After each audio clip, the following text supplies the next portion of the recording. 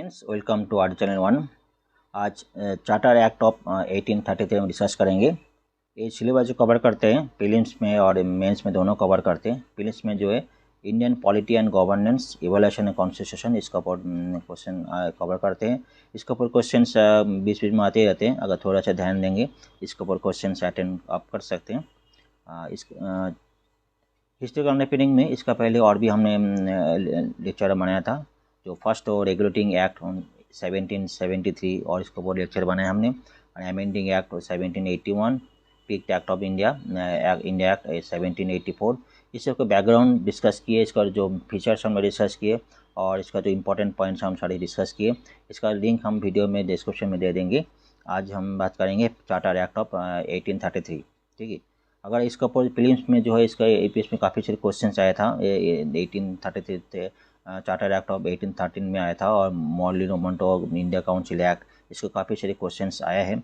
आज एक questions attend करेंगे, एक ट्रेंड समझ में आ जाएगा किस तरह क्वेश्चन आते हैं, आप लोग को प्रिपरेशन कैसे लेना है उस लोग समझ में आ जाएंगे। This is just example. हम जाएंगे किस तरह क्वेश्चन प्रीलिम्स में आया था। एग्जाम्पल हमने लिया, consider the following statement about charter act of 1813 इन 2019 में आए थे।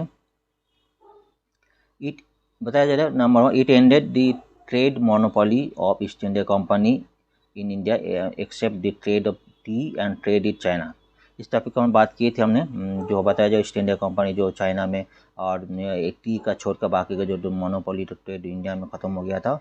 दूसरा जो है, इस एसेटेड the sovereignty of the British crown over the India territories held by the company। एक पॉइंट। थर्ड है, the revenue of India were now controlled by the British Parliament।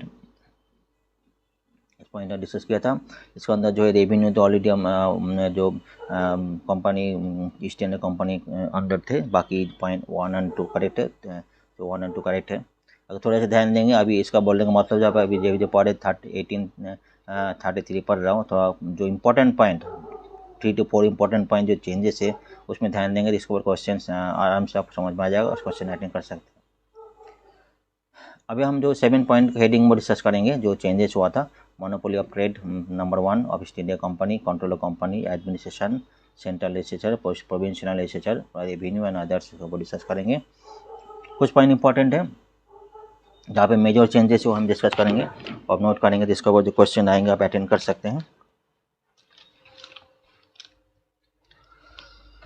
Monopoly of first, monopoly of trade off east India company, इसमें major change आया था। जो 1813 में change आया था और 1833 में भी चेंज आया था। 1813 में जो है बाकी मोनोपोली ऑफ ट्रेड खत्म हो गई थी, T and trade with China रह गया था।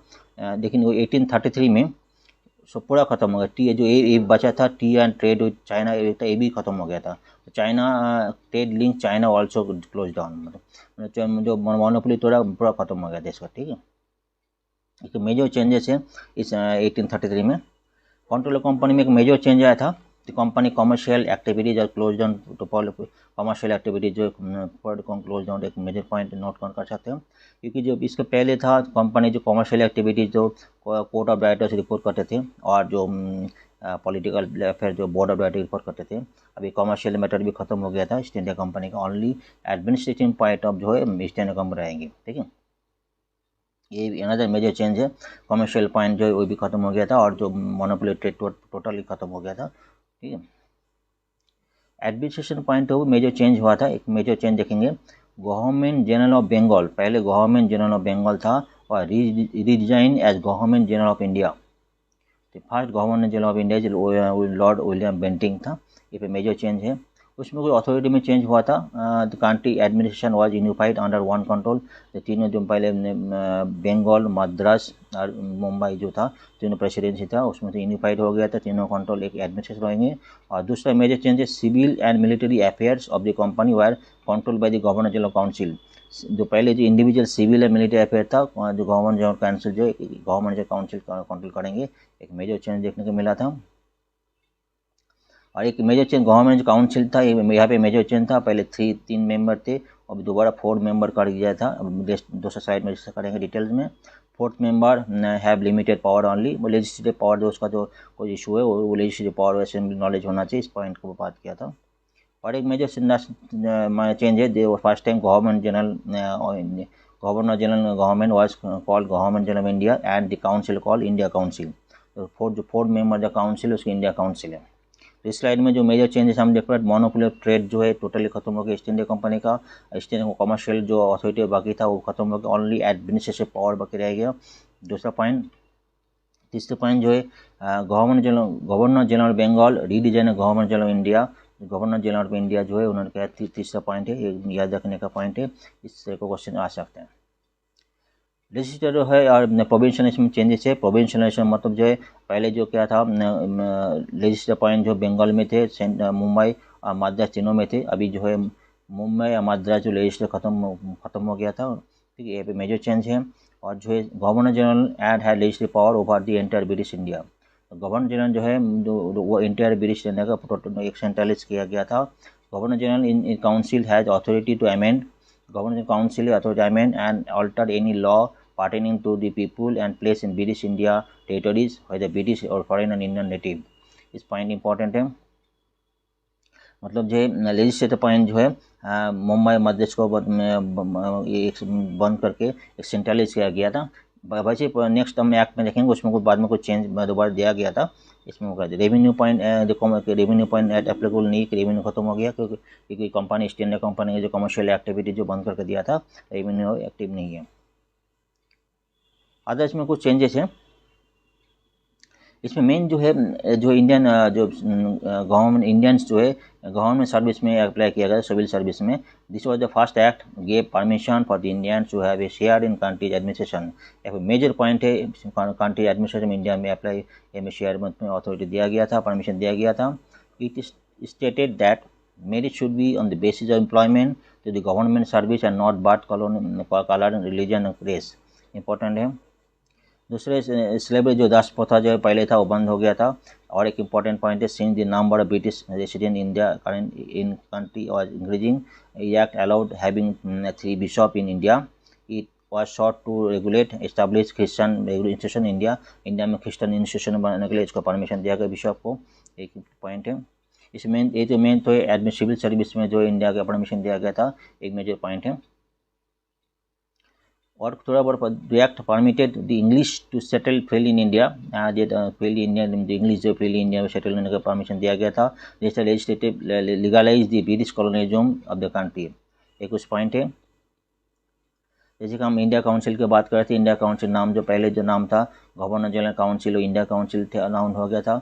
अब ये फोर्थ मेंबर, पहले तो थर्ड मेंबर हुआ था। इनिशियली जो पिक रेगुलेटिंग एक्ट 1773 में 4 मेंबर था, बाद में पिक इंडिया एक्ट ऑफ 1784 में थर्ड एक मेंबर कम हो गया था। कुछ ये पॉइंट ऑलरेडी डिस्कस कर चुके हैं हमने।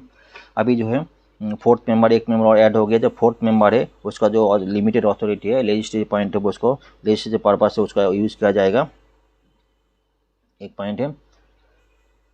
देखिए कुछ चेंजेस है। अटेम्प्ट टू सिविल सर्विस में इंडिया में सिविल सर्विस में ओपन किया गया था, ओपन टू इंडियंस, ये भी पॉइंट आप नोट कर सकते हैं। इसमें जो 1833 में एक मेजर चेंज है, लॉ कमीशन इस्टेब्लिश होता है। जो लॉर्ड मैकले जो है कुछ दिन पहले जो केस हुआ था, लॉर्ड मैकले का जो कोडिफिकेशन के लिए लॉ को एक्ट को कोडिफिकेशन के लिए इसको लॉर्ड मैकले को इस एक्ट में क्या किया गया था।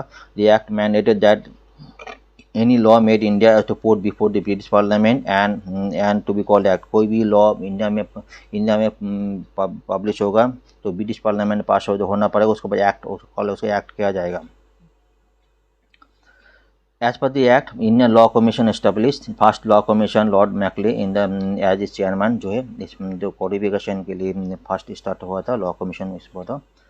कुछ पॉइंट है 1833 को सेंट हेलेना एक्ट भी बताया जाता, गवर्नमेंट इंडिया बताया जाता है। सेंट हेलेना एक्ट जो है क्योंकि क्यों बताया जाता है, control of island Saint Helena, यहाँ पे सेंट हेलेना है। Territory located south Atlantic Ocean में was transmitted from East India Company to, इसका जो अथॉरिटी है East India Company to British government authority transfer हुआ था, इसलिए इसको सेंट हेलेना एक्ट क्या बोला जाता है। कुछ क्वेश्चन ऑफ प्रिपरेशन कैसे होना चाहिए, जैसे कि इजी क्वेश्चन है, जैसे अब डिस्कस कर चुके हैं।